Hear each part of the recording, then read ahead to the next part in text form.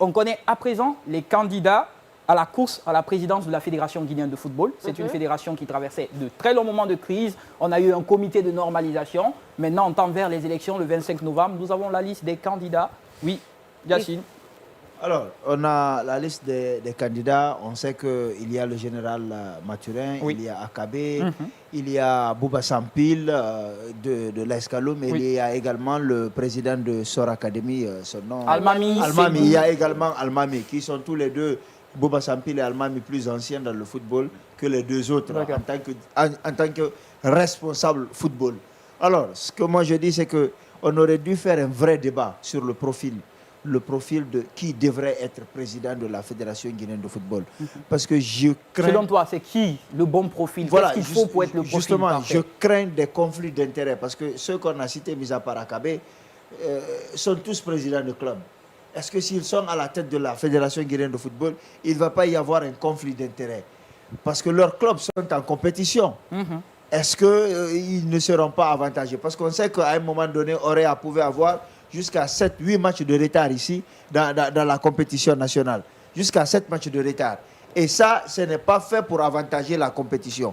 Elle est faussée. On se rappelle quand l'AP était à la tête de Orea, mais il était entraîneur de Orea, mais il était aussi président de Séquence, qui se retrouvait dans le même championnat. Et on sait que lorsqu'ils se croisent, rapidement, le profil je pense, le profil, il faut déjà trouver, il fallait interdire que des gens qui ont des clubs qui président puissent être tout de suite président de la fédération. Parce que ce débat, il a été biaisé par Antonio notamment.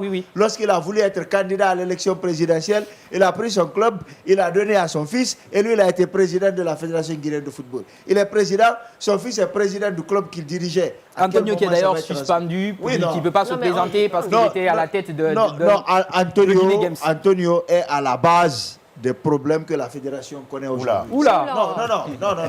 On n'est pas responsable de ce que tu dis. Hein. Pourquoi tu n'es pas responsable? Qu'est-ce que j'ai dit de mauvais? Comme si en quoi il est responsable? Voilà, c'est la question qu'il fallait poser. C'est parce que tout simplement, c'est lui qui était... S'il y a eu un Connor, c'est parce qu'il y a une mauvaise gestion. Le Connor a été installé par la FIFA. S'il avait bien géré la Fédération guinéenne de football, on n'en serait pas là. Je pense bien que ces guerres d'ego là vont pas finir. Parce que dire que oui, porter le chapeau Antonio, il est à la base de tel ou tel, je pense que c'est une irresponsabilité qu'il est en train de souligner.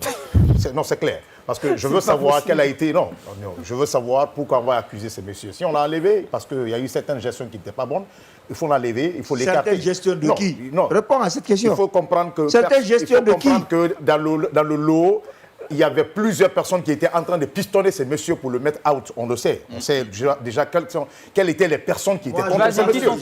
Non, il y avait Amadou Diaby, il y avait le groupe d'Amadou Diaby, il y avait Blasco. Il y avait Blasco qui montait toute pièce, qui a même juré qu'il allait mettre ces messieurs-là out du football. Donc moi, je ne vois pas pourquoi on va l'accuser que c'est lui. Il y avait un lobby dans le football guinéen. Ce football guinéen, il faut casser ce lobby. Aujourd'hui, ces gens, ces candidats qui sont là, la vraie lutte qu'ils doivent mener, c'est comment casser ce lobby, ce favoritisme au sein du football. Si vous voulez, envoyez-nous le président de la Fédération française ou bien du meilleur football au monde, mais ce lobby, en tant que c'est là, ça ne va pas aller. Akabe déjà a son groupe. Aujourd'hui, Mathurin aussi a des groupes qui le suivent. Le G47 d'ailleurs. Justement, il faut rappeler tous les anciens joueurs, 48 aujourd'hui. Il faut rappeler que c'est 65 électeurs. Tous les anciens joueurs sont derrière Akabe. Mathurin aujourd'hui a la main presque sur toutes les divisions de l'intérieur et partout. Ainsi de suite, tout le monde a sa troupe qui est derrière. Moi, je pense bien, ce lobby, ces favoritistes, il faut casser. Et le profit, je n'ai pas fini. D'accord. Moi, mon profit, c'est Mathurin. D'accord. Moi, je trouve que... moi, je cite. Yacine, on va toi, tu n'as pas cité, moi, je cite. Je trouve aujourd'hui que, quelle que soit la personne qui viendra, qui sera élue au cours de ce congrès, qui mettent en fait l'intérêt du football guinéen au-dessus et qui laissent les guéguerres. C'est-à-dire si aujourd'hui c'est un Mathurin, c'est un Sampil ou même je ne sais qui vient à la tête, il faudrait qu'eux tous ils se donnent la main et qui portent la fédération très haute.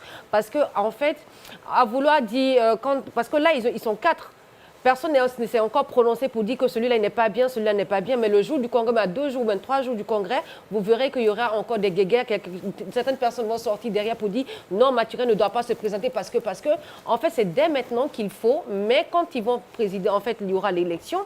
qu'on se mette tous ensemble. D'accord. Les acteurs en fait du football se mettent Ça ensemble marche. pour... Tous ensemble pour le football guinéen. Oubliez les guerres d'intérêt. Le plus important, c'est se mettre à disposition Oh là là. de la République et de notre football.